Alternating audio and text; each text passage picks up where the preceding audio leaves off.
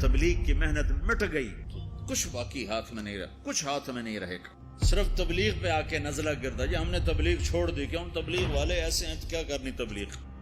تبلیغ اسی نبی کا امر ہے جس نے ہمیں شریعت دی ہے، تو مجھے کرنا ہے۔ سارے تبلیغ والے برے ہوں مجھے کرنا ہے، سارے تبلیغ والے اچھے ہوں مجھے کرنا ہے، سارے مسلمان کوئی اچھے ہیں، اکثریت تو بروں کی ہے، تو ہم کلمہ بھی چھوڑ دیں، پھر اسلام بھی چھوڑ دیں کہ مسلمان بہت برے ہیں اسلام چھوڑ دو۔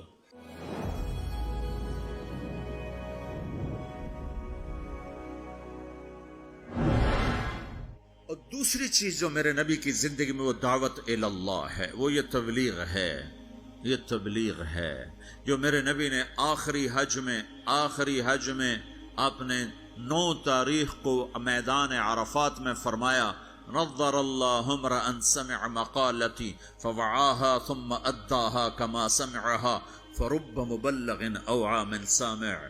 میں نے حدیث میں دعاؤں کی کتابیں پڑھی اور صبح شام کی دعائیں یاد کی، قرآن کی دعائیں، صبح شام کی دعائیں۔ یہ جو دعا میرے نبی نے دی ہے، کسی کو یہ دعا نہیں دی جو اللہ نے یہاں تبلیغ کے کام کرنے والوں کو دعا دی۔ عجب لفظ ہے، نضر اللہ عمرا۔ پہلے میں تمہیں ترجمہ کر کے بتاتا ہوں۔ میرے نبی نے کہا یا اللہ جو میرا پیغام لوگوں تک پہنچائے ہیں، تم سمجھتے ہو کہ تبلیغ صرف تبلیغی جماعت والوں کا کام ہے، جس کا چلہ لگا 3 چلے گا وہ تو تبلیغ کرے گا، ہم ڈالر کمائیں گے، اور تم سمجھتے ہو کہ تبلیغ صرف نیک لوگوں کا کام ہے، ہم تو گناہگار لوگ ہیں، ہم کیا تبلیغ کریں گے، اور جی ہمارا تو اپنا ہی عمل نہیں، ہم نے کیا تبلیغ کرنا۔ یہ ساری باتیں شیطان کا چلایا ہوا چکر ہے۔ سنو، میرا نبی فرما رہے ہیں یا اللہ میرے جس امتی نے میری بات کو سنا، فوعاها، اسے محفوظ کیا، ثم اداها كما سمعها، خود عمل ہے یا نہیں آگے پہنچایا، خود عمل ہے یا نہیں لیکن آگے پہنچایا۔ پہلی جماعت مولانا الیاس صاحب نے بھیجی، پہلی جماعت، جس جماعت کے بعد آج اتنے بڑے نقشے بنے ہوئے ہیں، پہلی جماعت گئی واپس آئی، ہاں بھائی سناؤ کیا کیا؟ کہا جی حقو پیا، حقہ نہیں ہوتا پنجاب ہندوستان میں بھی ہے، پاکستان میں، کہا جی حقو پیا، میں باتی تھا نا، حقو پیا، گنجی کھائی، گنجی وہ میٹھے چاول کو کہتے ہیں، گنجی کھائی، مہری کھائی، مہری وہ جو بناتے ہیں، لسی میں جو بناتے ہیں، تو ان کی تعظیم، اور سوئے اور آ گئے، شاباش، انقلاب آ گیا، بہت بڑا کام کیا، بہت بڑا کام کیا۔ تو تم بھی اب پاناما میں اس پہلی جماعت کی طرح ہو کہ تم نوجوان اکثر ہو چکے ہیں، بوڑھے تھوڑے ہو چکے ہیں، نئی نسل پروان چڑھ چکی ہے، اب تمہیں تبلیغ کا کام کرنا ہے، تم جاؤ، کھا کے آ جاؤ، سو کے آ جاؤ، پی کے آ جاؤ، جو مرضی کر کے آ جاؤ، بیچ سے گزر کے آ جاؤ، لیکن تم نے بہت بڑا کام کیا کہ تمہارے قدم اللہ کی نسبت سے اٹھے ہیں، یہ ضرور رنگ لائیں گے۔ میرے تو ذمہ ہے اگرچہ بت ہیں جماعت کی آستینوں میں، مجھے ہے حکم اذان لا الہ الا اللہ۔ مجھے تو صدا لگا، تم لوگ پھیری نہیں لگاتے ہو، سودا بیچتے ہو کہ نہیں بیچتے ہو؟ ارے بکتا ہے کہ نہیں بکتا؟ پھیری لگانے سے سودا بکتا ہے۔ تم لا الہ الا اللہ کی پھیری لگاؤ، تمہیں بڑے خریدار ملیں گے۔ تم نے پھیری لگانا ہی چھوڑ دیا ہے، صرف ڈالر بنانے کے چکر میں پڑ گئے ہو۔ یہ ہمارا کام ہے، یہ ہماری ذمہ داری ہے، تبلیغی جماعت نہیں۔ محمد مصطفیٰ صلی اللہ علیہ وسلم میدان عرفات میں کہہ رہے ہیں، نضر اللہ امرأ سمع مقالتی فوعاها ثم اداها كما سمعها فرب مبلغ اوعى من سامع۔ میں نضر بعد میں بتاؤں گا۔ یا اللہ جو میرا امتی، جو تیرا بندہ میرا پیغام سنے، پھر اسے محفوظ کرے، پھر آگے پہنچا دے، عمل کرے یا نہ کرے، اس میں ہے ہی نہیں۔ ایک اور حدیث سا سناتا ہوں، من یاخذ عنی هؤلاء الکلمات فیعمل بہن او یعلم من یعمل بہن، یہ صحاح ستہ کی روایت ہے۔ آپ نے کہا کوئی ہے مجھ سے کچھ باتیں لے لے یا خود عمل کر لے، نہیں کر سکتا تو کسی عمل کرنے والے کو بتا دے۔ تو اگر عمل کرنا شرط ہوتا تبلیغ کے لیے تو میرا نبی یہ تو نہ کہتا۔ تو ابو ہریرہ کہنے لگا یا رسول اللہ میں تیار ہوں، مجھے بتائیں۔ یا اللہ، جو میرا امتی تیرا بندہ میرا پیغام سنے اور اسے آگے پہنچا دے، جیسے سنا تھا آگے پہنچا دے، تو یا اللہ تو اسے نظرت عطا فرما۔ نظرت، یہ لفظ آپ یہاں پاناما میں سمجھ نہیں سکتے، چونکہ آپ کے یہاں خزاں ہے ہی نہیں، اور یہ سمجھ میں آتا جب خزاں دیکھی ہو، پتجھڑ۔ دسمبر میں آ کر ہمارے ہاں پتے جھڑ جاتے ہیں، جنوری میں پتے جھڑ جاتے، درخت ننگے ہو جاتے، بالکل ننگے ہو جاتے، اور قرآن میں یہ لفظ آیا تعرف فی وجوہہم نظرۃ النعیم، تو دیکھے گا ان کے چہروں پر نعمتوں کی نظرت۔ ابھی میں ترجمہ بعد میں کرتا ہوں۔ وَلَقَّاهُمْ نَظْرَةً وَسُرُورًا، ہم انہوں نے سرور بھی دیا، نظرت بھی دی۔ نظرت ظاہر کی چیز ہے، سرور اندر کی چیز ہے۔ اب نظرت کیا ہے؟ جنوری تک پتے گرتے ہیں، درخت ننگے ہو جاتے ہیں۔ جب فروری کے پہلے ہفتے میں ذرا ٹھنڈک کم ہوتی ہے تو پھر شگوفے نکلتے ہیں اور پتے نکلتے ہیں۔ ان پتوں میں 3 چیزیں ہوتی ہیں، ایک بڑا خوبصورت سبز رنگ ہوتا ہے، دوسرا اس میں چمک ہوتی ہے، تیسرا وہ نرم و نازک ہوتا ہے۔ جب وہ مارچ میں آتا ہے تو چمک ختم ہو جاتی ہے، نرمی رہتی ہے اور سبزہ رہتا ہے۔ جب اپریل آتا ہے تو اس کی نرمی بھی ختم ہو جاتی ہے، چمک بھی ختم ہو جاتی ہے، صرف سبزی رہ جاتی، سبزہ رہ جاتا ہے، سبز رنگ رہ جاتا ہے۔ یہ جو اس کے اندر 3 خوبیاں جمع ہوتی ہیں، ایک چمک، ایک رنگ اور ایک اس کی لچک اور نرماہٹ، یہ تین چیزیں ہمارے علاقے میں درخت کے پتے کو صرف 1 مہینے کے لیے نصیب ہے۔ اس کو کہتے ہیں بہار۔ بہار دنیا میں ناممکن ہے ایسی بہار مستقل قائم رہے۔ اپریل میں جاتے ہی بس اس کا ایک روپ رہ جائے گا سبز، باقی 2 روپ ہوا لے جائے گی، تپش لے جائے گی۔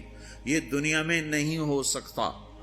تو میرا نبی کہتا ہے یا اللہ، جو میرا امتی، جو تیرا بندہ میرا یہ پیغام لے کے لوگوں تک پہنچے، اسے تو ایسی بہار دے جس میں خزاں نہ ہو، اسے تو ایسا خوبصورت کر دے جس کے پیچھے بدصورتی نہ ہو، اسے ایسی خوبصورت زندگی دے جس کے پیچھے بدصورتی نہ ہو، اس کے اندر کو خوبصورت کر دے، باہر کو خوبصورت کر دے، خوشحال کر دے، آباد کر دے، نہال کر دے، آباد کر دے، دنیا میں بھی خوبصورت بنا دے، آخرت میں بھی خوبصورت بنا دے۔ نظر اللہ، آگے مفعول فی ذکر نہیں کہ کہاں یہ بہار ہو، تو دنیا میں بھی آخرت میں بھی، دنیا میں بھی آخرت میں بھی۔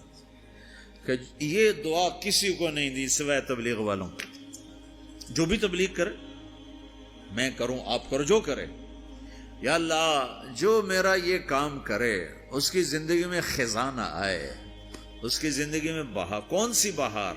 وہ 3 صفت والی بہار کہ چمک بھی ہو، رونق بھی ہو، حسن بھی ہو، جمال بھی ہو، کمال بھی ہو، اور زوال سے پاک کر دے۔ یہ دعا ہے جو تبلیغ کا کام کرے گا۔ اور ذمہ داری ہے، آپ نے 11 تاریخ کو فرمایا، 10 تاریخ کو مینا کی وادی میں فرمایا فَلْيُبَلِّغِ الشَّاهِدُ الْغَائِبُ، میرا پیغام آگے پہنچاؤ۔ تو اب جب ہم نے پہنچانا ہے تو ہم نے تو کرنا ہے، عمل ہے یا نہیں، کرنا تو ہے، اچھا عمل ہے یا برا عمل ہے، کرنا ہے۔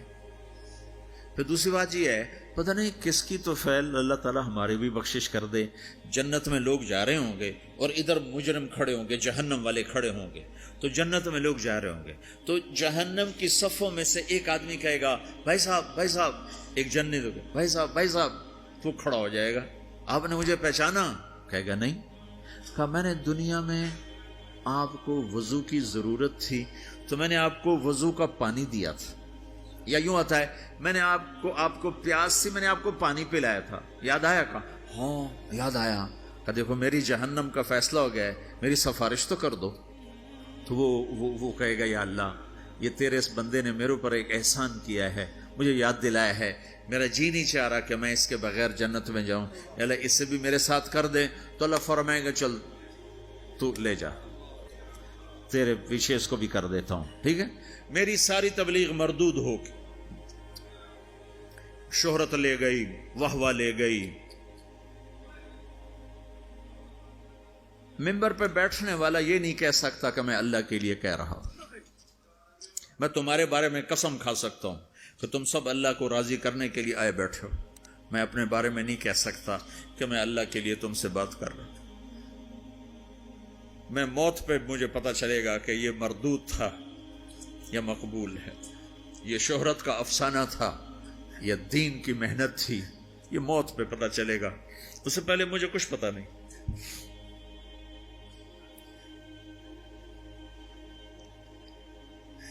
ایک بڑے آدمی تھے یوسف بن حسین، بغداد میں بہت بڑے محدث، مفسر، خطیب۔ جب ان کا انتقال ہونے لگا بڑی شہرت پائی، تو انہوں نے کہا یا اللہ، ایک میرے پاس خیانت ہے، ایک میرے پاس دیانت ہے، تیرے ساتھ میں نے ہمیشہ خیانت کی، تیرے بندوں کے ساتھ ہمیشہ امانت سے کام لیا، تیری بات کو صحیح پہنچایا، غلط نہیں پہنچایا یا اللہ، لیکن تیرے ساتھ میرا معاملہ غلط رہا، میں تیرے سے بددیانتی کرتا رہا، یا اللہ میری دیانت کے بدلے میری خیانت کو معاف کر۔ یہ کہتے کہتے ان کا انتقال ہو گیا۔ تو خواب میں اپنے کسی دوست کو ملے تو انہوں نے پوچھا آپ کے ساتھ کیا ہوا؟ تو کہ اللہ نے مجھے اپنے سامنے کھڑا کیا اور کہا یوسف تیری بات نے مجھے خوش کر دیا، جا اسی کے طفیل تجھے معاف کیا، بے شک میں تیری خیانت کو دیکھتا رہا لیکن تیری دیانت کے بدلے تیری خیانت کو معاف کرتا۔ میری تبلیغ مردود ہو گئی، آپ کی تبلیغ مردود ہو گئی، آپ کھڑے ہو گئے مجرموں کے صف میں، آپ کے طفیل سینکڑوں آدمی جا رہے ہیں جنت میں، پانی پلانے والے کی سفارش قبول ہو جائے گی تو جس نے تمہیں جنت کا راستہ دکھایا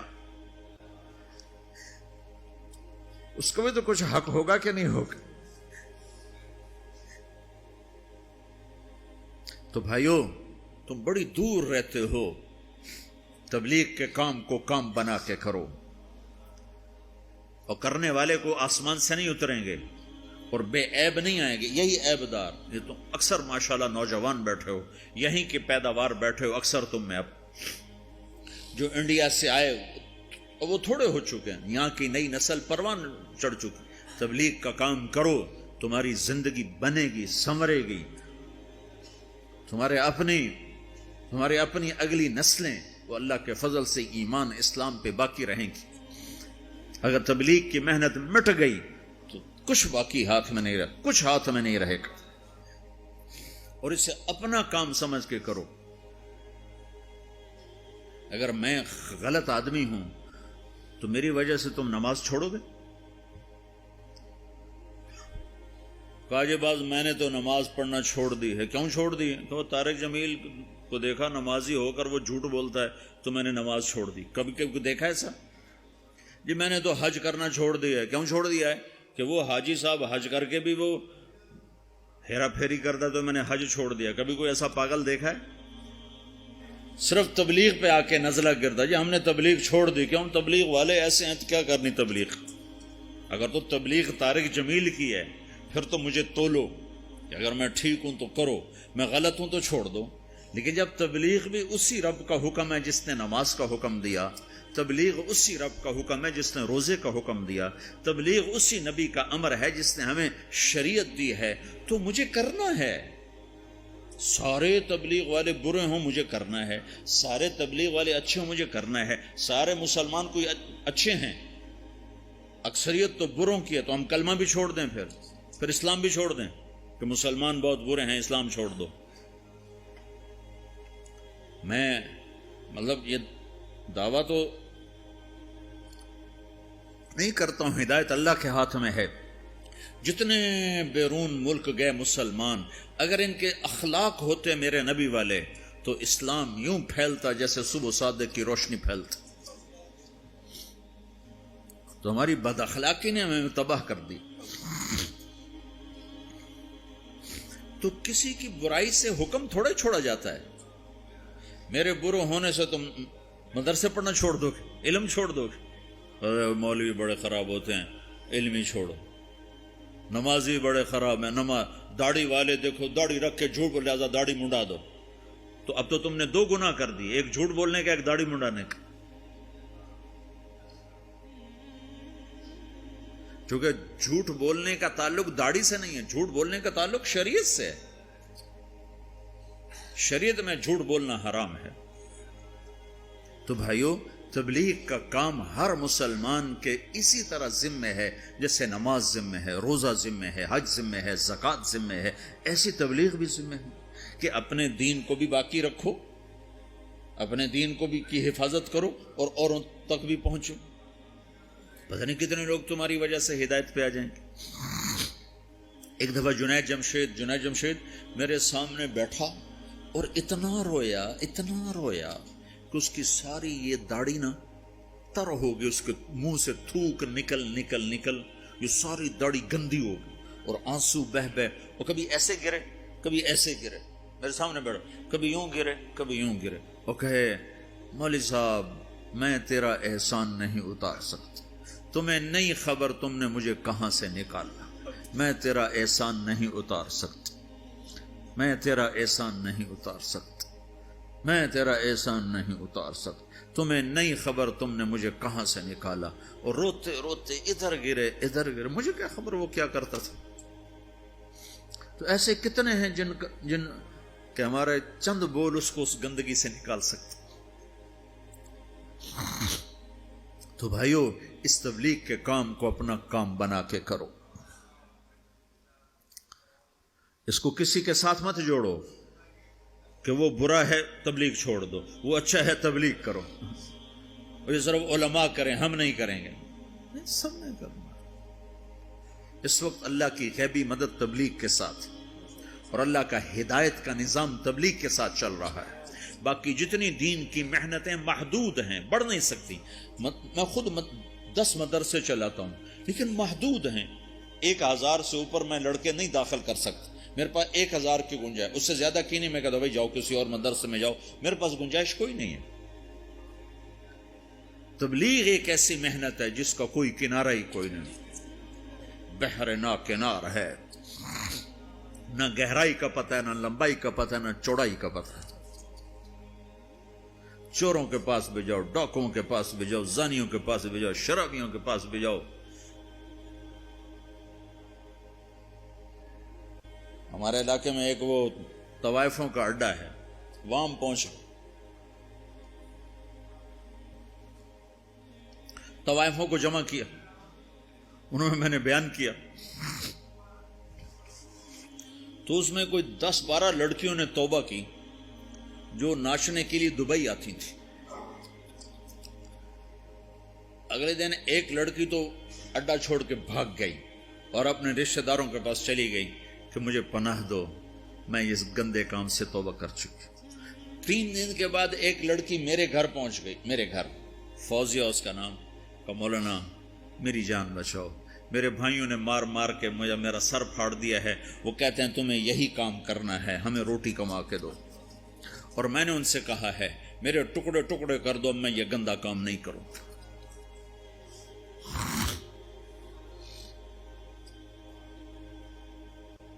ہم نے تو ہر ایک کے پاس جانا,